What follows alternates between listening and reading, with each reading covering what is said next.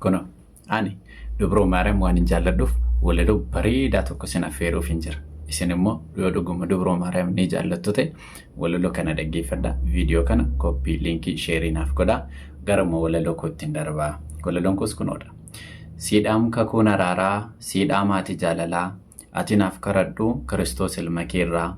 Namni si argatee mucaa kee amanatee gammachuudhaan jiraataam gadda isaa dagatee. Gammachuudhaan jiraata gadda isaa irraanfatee. Badhaasa addunyaa kennaa saba maraa kan hin qabu hundarra situ nama raraa. Harmee koo si waamaa seeni mana kan koo jireenya koo hadhaa'is naaf miidhagsi yaada koo. Jireenya koo hadhaa'is naaf miidhagsi yaada koo.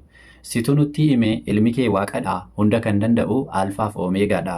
Sirraa nuuf dhalatee hundaa kan danda'u arginee amanne bishaan ni daadhii yoo ta'u. Argineetu amanne bishaan daadhii yoo ta'u.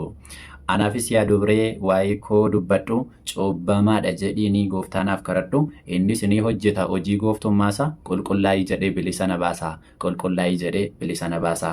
Kanaaf haati gooftaa keenya fayyisaa keenya Yesuus Kiristoos ilma ishee gooftaa keenya fayyisaa keenya Yesuus Kiristoos irraa akka nuuf kadhattu ni amannaa abdii ni taasifannaa. Yoo isinitti tole koomentii keessa seenaatii jabaadhu naan jedhaa koppii liinkii sheerii naaf godhaa.